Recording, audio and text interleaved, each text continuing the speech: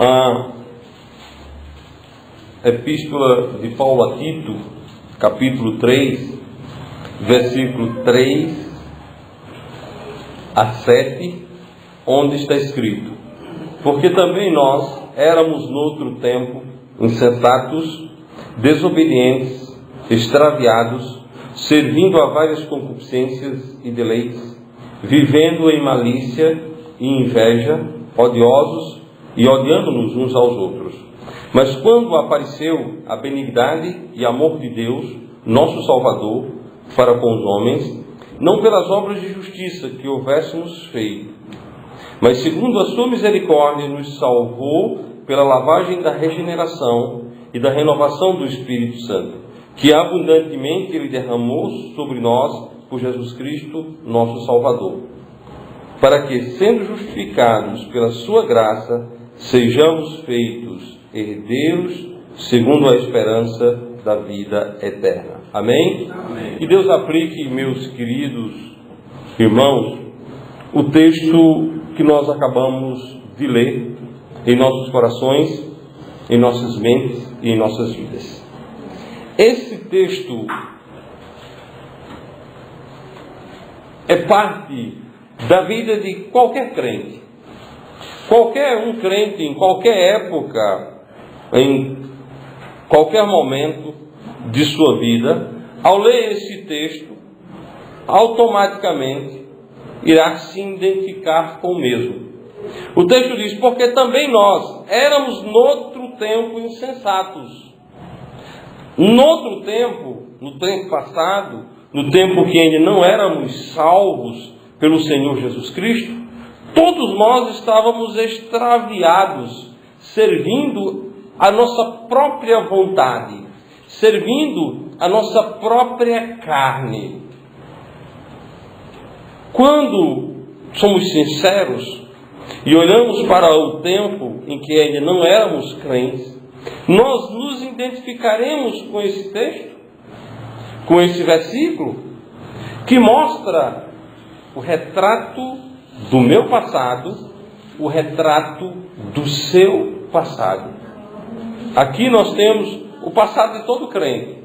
E se o crente não se identifica com esse passado, é porque talvez ele ainda não seja crente, esteja vivendo ainda esse tempo. Insensatos. O incrédulo, o não salvo, ele vive debaixo de uma profunda insensatez, de uma profunda loucura. A pessoa que não é salva vive no mundo como se não houvera Deus, como se não tivesse de encontrar-se com o Senhor e Salvador Jesus Cristo. As pessoas sem Deus buscam a satisfação naquilo que é efêmero e passageiro. Buscam satisfazer a sua própria vontade. Paulo, nas suas epístolas, ele foi de extrema felicidade ao falar desse tema.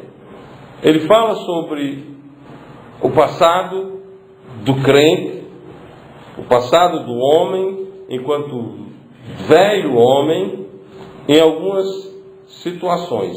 E eu quero que vocês abram as Bíblias para Efésios capítulo 2. E nesse texto, que é bem conhecido desta igreja, porque já passamos por ele várias vezes, e eu não tenho problema em repeti-lo, porque é segurança para vós. A palavra de Deus diz no versículo 2: em que noutro tempo andastes, Efésios 2:2, em que noutro tempo andastes, segundo o curso deste mundo, segundo o príncipe das potestades do ar, do espírito que agora opera nos filhos da desobediência, entre os quais todos nós também antes andávamos nos desejos da nossa carne, fazendo a vontade da carne e dos pensamentos, e éramos por natureza filhos da ira, como os outros também. Amados irmãos, esse retrato é o retrato do homem sem Deus.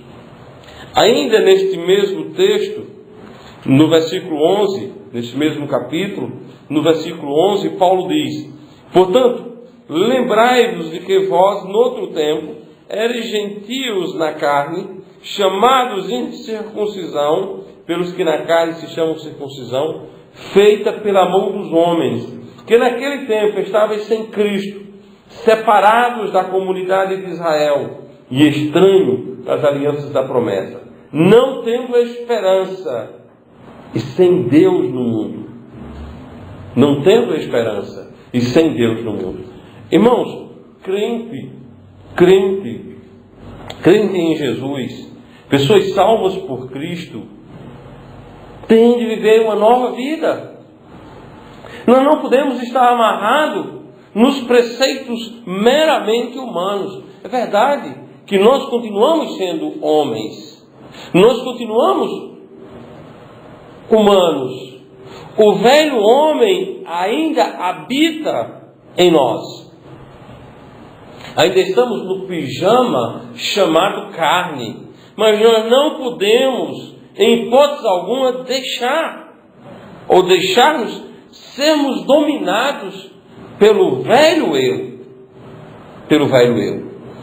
Esses relatos bíblicos trazidos aqui hoje à noite mostra que éramos insensatos, mostra que vivíamos debaixo da desobediência, mostra que vivíamos extraviados, que servíamos a cobiça desenfreada.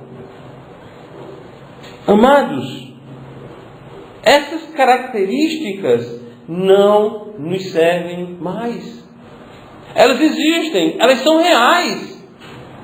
Elas estão na nossa carne, mas elas não nos servem mais. Elas não nos servem mais, irmãos, porque nós somos feitos por Deus nova criatura. Em 2 Coríntios, capítulo 5, versículo 17, a palavra de Deus diz assim que, se alguém está em Cristo, nova criatura é. As coisas velhas já passaram, eis que tudo se fez novo. Irmãos, novidade de vida. Novidade de vida. É isso que nós devemos demonstrar. Bom, infelizmente, e quando eu digo infelizmente mesmo, e eu não faço a menor acepção de pessoa, também me incluo nisso, muitas vezes nós somos tremendamente influenciados pelo mundo. Muitas vezes nós queremos viver exatamente como os insensatos, como os extraviados. Muitas vezes nós abrimos o nosso ouvido, a nossa cabeça, o nosso coração para o vento que vem de fora. E nós passamos a querer o mesmo direito daquele que não é salvo. Nós passamos a querer aplicar à nossa vida o mesmo discurso daquele que não é salvo. Amados irmãos, crente tem um primeiro degrau. E o primeiro degrau do crente é a Bíblia. Amados irmãos, nós somos diferentes. Nós somos diferentes. Nós temos um Deus que nos salvou. E se no passado eu era insensato, eu não devo ser insensato atualmente.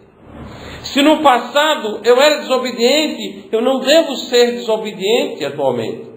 Se no passado eu era extraviado, se eu servia as minhas cobiças, eu não devo mais servi-la. Se eu servia aos deleites, se eu vivia na malícia, na inveja, se eu era odioso e odiava, não mais deve fazer parte da minha vida estas características. São características do velho homem. São coisas que pertencem ao velho homem.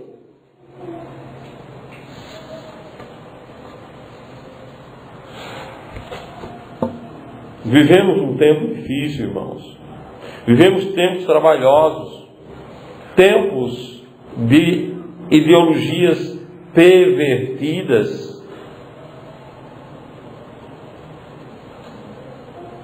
Ideologia pervertida. Se concebeu, num passado não muito distante, o desejo de acabar com a maneira de vida escriturística, de destruir a família.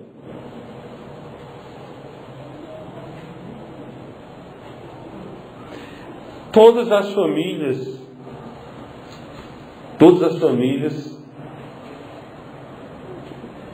ou quase todas, convivem com um problema chamado divórcio, não convive? O divórcio é algo extremamente novo no nosso país. Da década de 70, né, Espécie? Ou seja, é uma coisa da nossa geração. Eu conversava ali fora com o irmão Inácio Maurício e ele lamentava duas situações de moças lá do Arruda que casaram e foram abandonadas. Foi isso, irmão?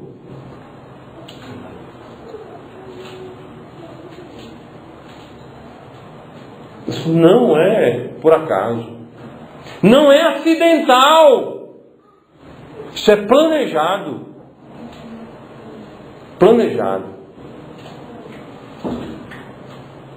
Isso é fomentado, ensinado, fermentado no meio dos chamados pensadores. Existe uma ideologia caminhando nessa direção.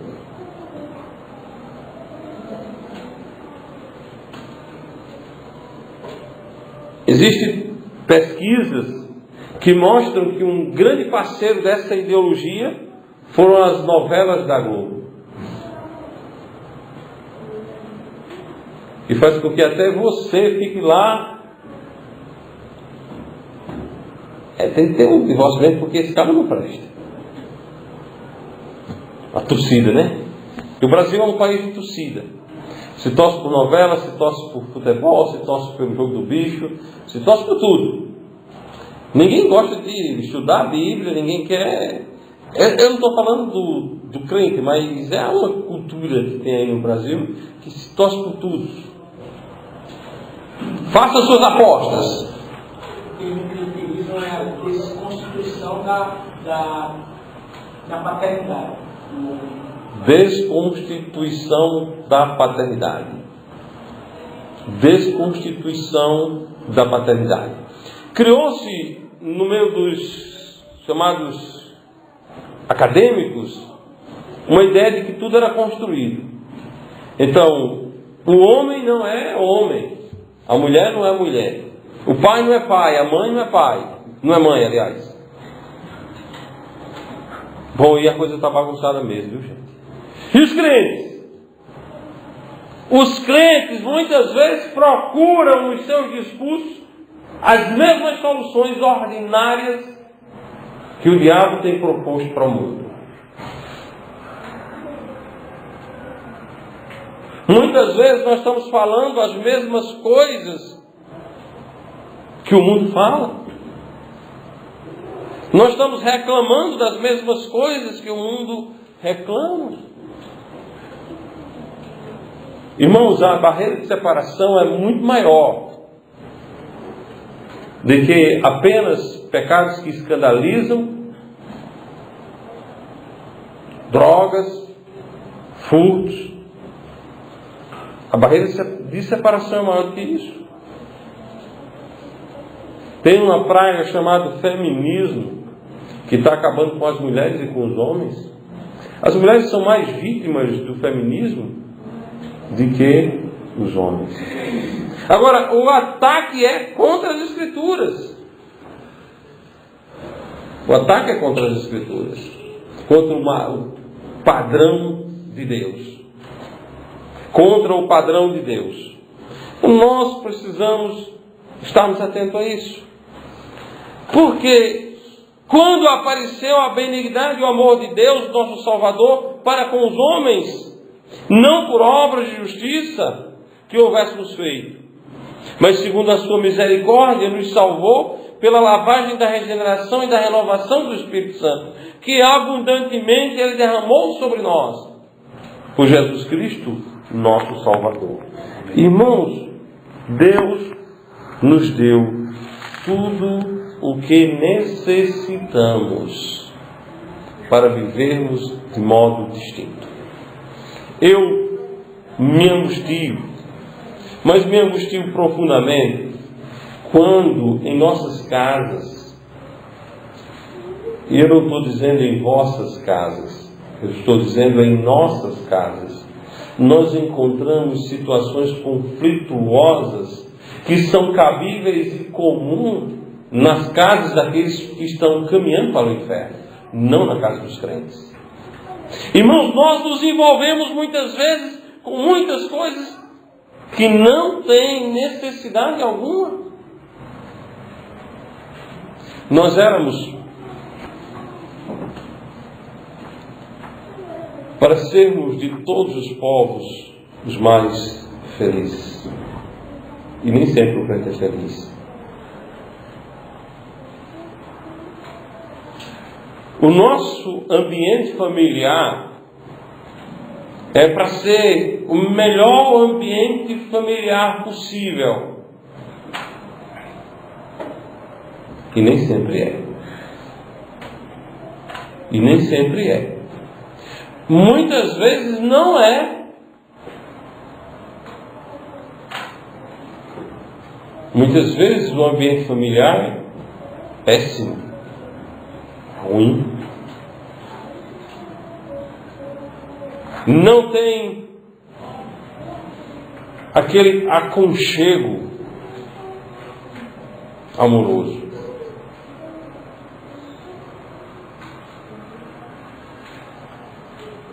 Muitas vezes, quem deveria falar se cala, e quem não deveria falar discursa.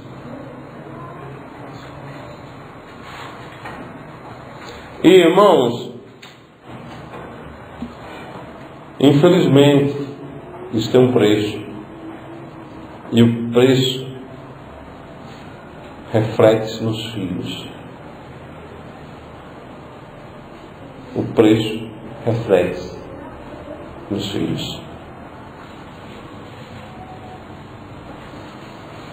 A infância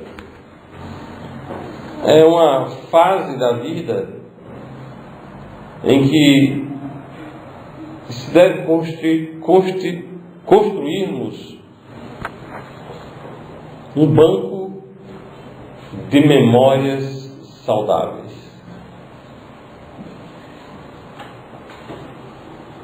Um adulto saudável, ele é uma pessoa que tem um banco de memórias saudável na infância. O que é isso?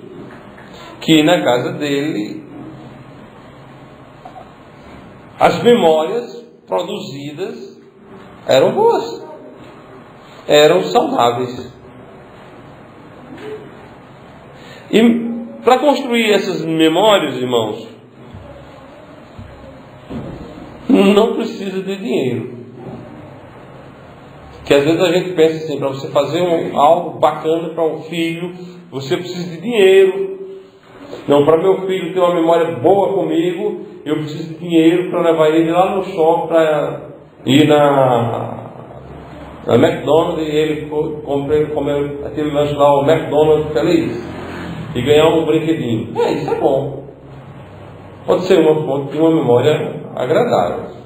Porém, não é necessário tudo isso. Não é necessário tudo isso. Eu tenho excelentes memórias de meu pai e ele não gastava nem um centavo com isso.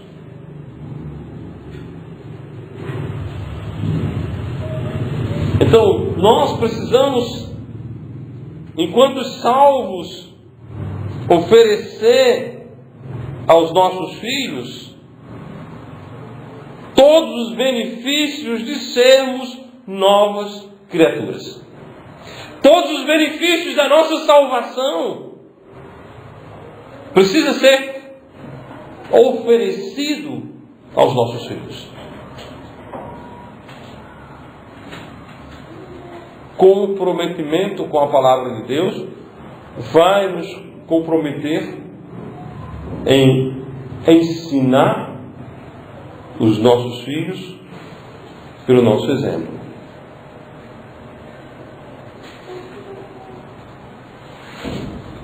Pai que reclama gera filho que reclama.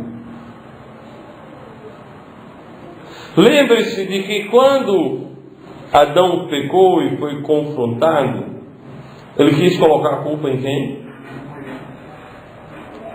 Na mulher. E quem mais? Foi a mulher que tu. Foi ela, mas eu gosto tanto dela, a culpa não é dela não, é tua, viu? Em Deus. Foi a mulher, Senhor, que tu me deste. Não foi só assim, foi a mulher. Foi a mulher que tu me deste. Quando nós estamos reclamando, irmãos, nós estamos reclamando de Deus.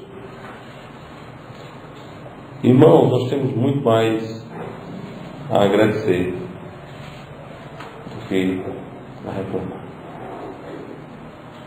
Mas nós não queremos agradecer. Não queremos ter atitudes de agradecimento, porque atitudes de agradecimento transformam. Toda atitude de agradecimento é uma atitude transformadora. O homem é transformado quando ele agradece. O senso de autojustiça acaba-se quando você é grato. Quando você entende que é um miserável pecador e que você é salvo, porque Deus lhe amou. Quando você entende que não tem absolutamente nada de obras ou justiça sua na salvação. Quando você entende que essa magnífica salvação que você tem, ela foi alcançada não por justiça sua, mas por causa da graça e da misericórdia do Senhor, ele cresce e nós diminuímos. Convém que ele cresça, e ele cresce em nossa atitude de agradecimento. Em atitude de agradecimento. Nada que tem no mundo, irmãos, é exemplo para nós. A moda do mundo não é exemplo para os crentes.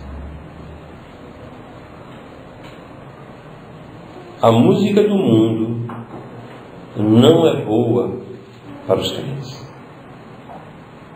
A vida e o estilo do mundo não é bom para os crentes. A educação dada pelos pais mundanos não é uma educação boa para que os pais crentes imitem. E a entregue a seus filhos. Não.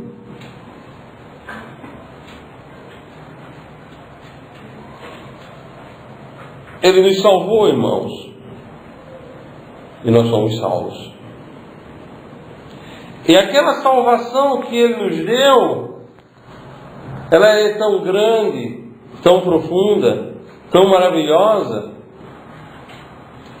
eterna e presente. Uma fonte inesgotável de erro é a ideia de que você está se salvando. Toda seita inicia com essa ideia de que você está trabalhando para ser salvo. Mas o Senhor nos mostra na sua palavra que Ele nos salvou, que nós já somos salvos. Que a salvação é no ato da fé. Bom, isso faz toda uma diferença, irmãos. Os benefícios da nossa salvação são eternos. Mas ele já começa aqui e agora. Coisas que acompanham a salvação. Até o animal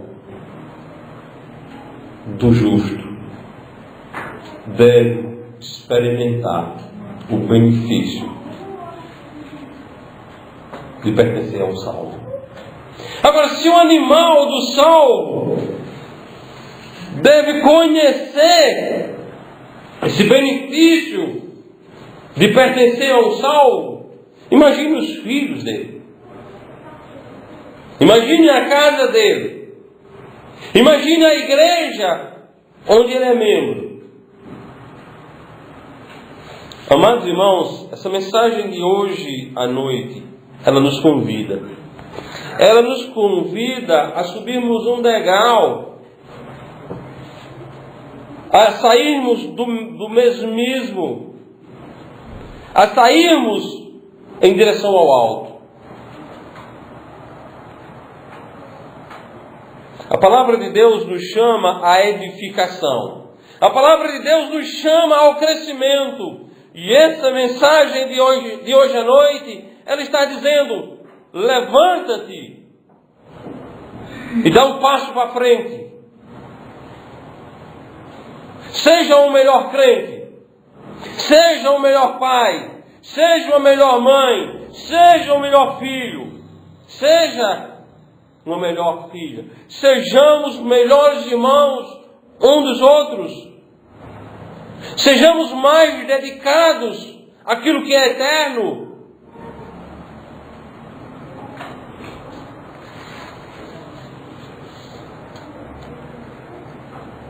As coisas que são de cima, irmãos, têm mais importância. O seu serviço a Deus tem mais importância do que a sua carreira profissional. O meu serviço a Deus tem mais importância do que a minha vida profissional.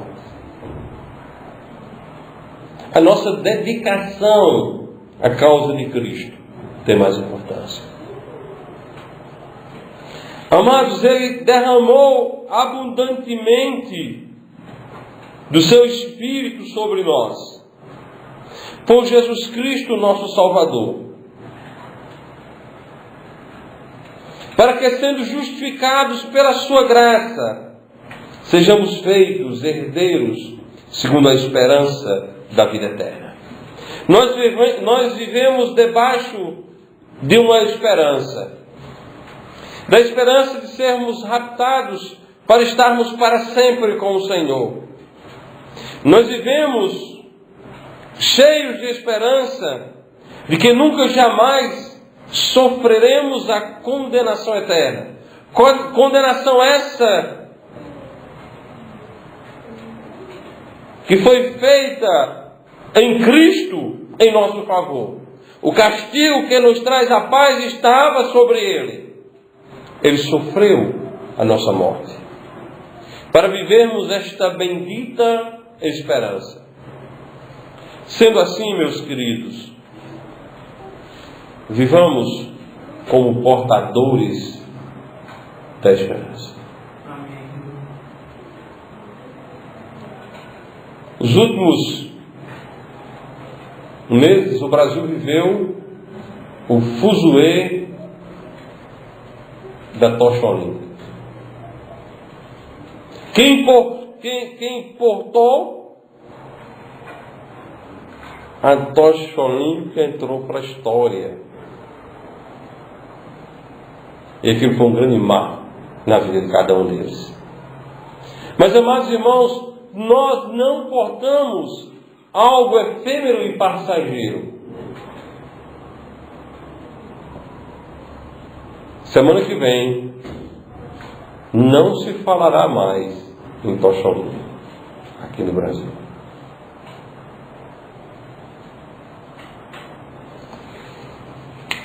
Foi só um evento.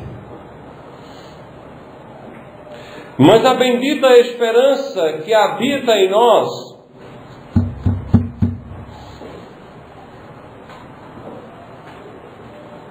esta maravilhosa esperança de vida eterna, a qual está em nós, nunca passará. Amém? Nunca passará. Então não nos empolguemos com as coisas que estão ao lado do caminho. Se para ver um defunto. Não é assim?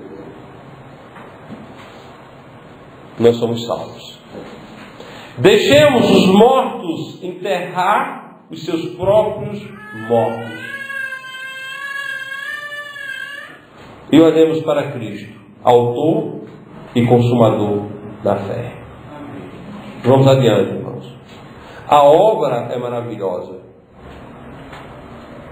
E a obra de Deus começa com a grande obra da nossa vida. Começa com a grande obra da nossa vida. Devemos ser transformados. Transformados, pois somos novas criaturas. E se nós formos transformados, serviremos ao Senhor com alegria. Capítulo 12, versículo 2 de Romanos, diz o seguinte: e não sede conformados com este mundo, mas sede transformados pela renovação do vosso entendimento, para que experimenteis qual seja a boa, agradável e perfeita vontade de Deus. Sejamos transformados pela bendita esperança. Que a bendita esperança tome conta da nossa vida. Que a esperança de vida eterna tome conta da nossa vida.